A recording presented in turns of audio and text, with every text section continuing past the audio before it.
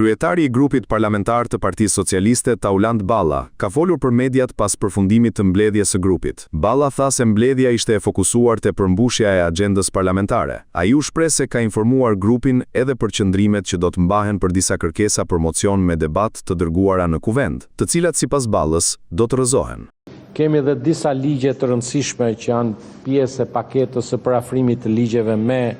akin komunitare të BE-s. E përpasoj jemi edhe në afate të ngushta, për shembull një prej ligjeve që kalon nesër, realisht e ka afatin brenda qershorit për tu miratuar, sepse ndërlidhet me paketën e planit të rritjes, pra të growth planit, nga e cila pastaj disbursohen dhe fondet nga Bashkimi Evropian për të mbështetur reformat në Shqipëri. Kështu që e parë në këtë qasje, mbledhja e grupit parlamentar të Partisë Socialiste ishte tërësisht e fokusuar tek agjenda jonë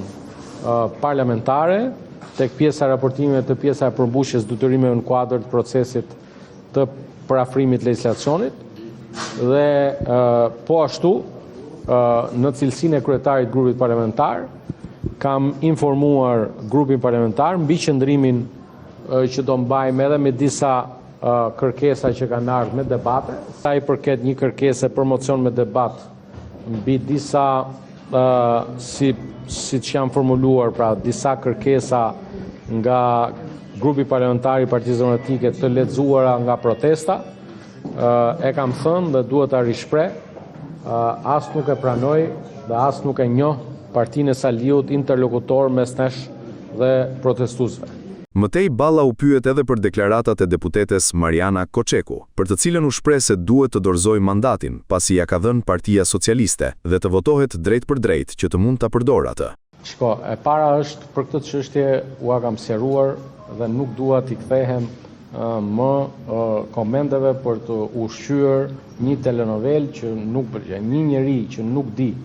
të respektoj ata që e kanë zgjedhur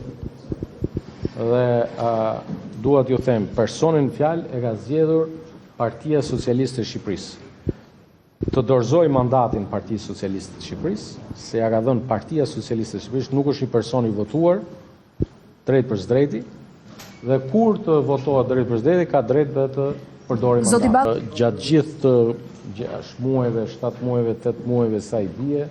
kam pasur vetëm falënderime nga deputetja për mënyrën se si e drejtojnë mbledhjen e grupit. Ndër të tjera sa i përket investimeve, Balla theksoi se projekti në Zvërnëc është një domosdoshmëri për ekonominë e Shqipërisë dhe një investim me rëndësi të madhe për zhvillimin e vendit.